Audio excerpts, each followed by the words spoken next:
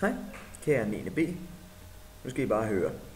Det næste emne, som jeg har forberedt til jer, er et emne omhandlende reformationen. Og når vi taler reformationen, så taler vi naturligvis om reformationen af den katolske kirke tilbage i 1500-tallet. Og i den forbindelse så er det en sammensmeltning mellem fagene historie og kristendom. Lige præcis med henblik på at kunne lave en form for tværfagligt forløb med det. Og lige præcis det her PowerPoint-show, som jeg har skruet sammen til jer, som I skal se til i morgen, det er et PowerPoint-show, jeg har lavet med henblik på, at I skal have en eller anden form for forståelse af, hvad reformationen er for en størrelse, så vi kan få noget baggrundsviden at arbejde med i morgen. Men det kommer vi tilbage til. Når vi taler reformationen af den katolske kirke, så skal vi måske først lige indvende, at den katolske kirke har været inddelt i en række kirkelige embeder, eller i hvert fald de mennesker, der har været tilhængere af den. For eksempel kan man opnå rang af biskop, ærkebiskop, kardinal og pave, som jeg har oplistet her, og i hovedsageligt tilbage i 1400-tallet, men faktisk også i begyndelsen af 1500-tallet, har kirken, den katolske kirke, haft en meget, meget stor autoritet at spille. Noget, som mange mennesker har været særdeles kritiske overfor i forbindelse med afladsbrev. Det er noget, jeg kommer tilbage til senere. Paven var hovedsageligt det største medlem, altså han var en form for katolsk overhoved at spille, kan man sige, og han kan betragtes som en eller anden form for Guds mellemled.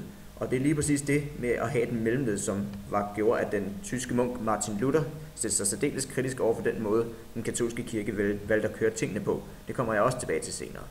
Nu nævnte jeg lige før det der med afladsbrev. Hvad er afladsbrev for noget? Jo, afladsbrev det er en form for salg af tilgivelse til syndere, som Martin Luther nok ville have kaldt det. Nu kan vi se her på billedet, at der bliver lavet en eller anden form for afladshandel mellem syndere og kirkelige mænd, hvor de ved at indtjene enorme summer på den måde, giver syndere adgang til himmeri på en eller anden måde.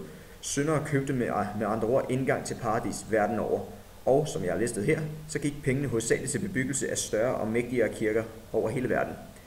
Den tyske munk, Martin Luther, er lodret uenig i den måde, den katolske kirke vælger at køre tingene på, fordi det her afladshandel, det er ifølge Martin Luther noget totalt volapyk, fordi hvis man nu går ind og siger, at syndere kan købe deres vej ind til himlen, så er der ikke nogen direkte forbindelse mellem det enkelte menneske og Gud.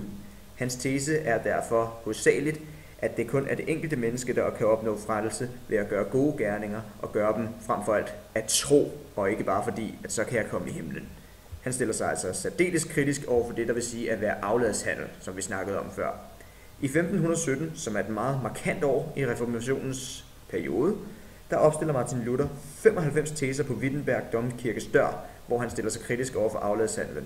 Det får særdeles alvorlige konsekvenser, men han opnår mange tilhængere, og med tiden så fører det altså til dannelsen af den protestantiske kirke.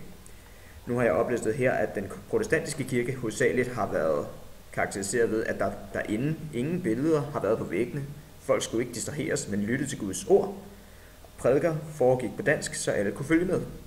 Og frem for alt, det som Martin Luther lægger særlig stor vægt på, det er, at i forbindelse med den protestantiske kirke, og det der kendetegner den kristne person, er, at alt godt, som man foretager sig, skal udgå af tro, og ikke bare for at tilfredsstille en eller anden form for pave, og på den måde købe sin vej ind til himlen. Det er kun at tro og af gode gerninger derigennem, man kan opnå frelse. Det er Martin Luthers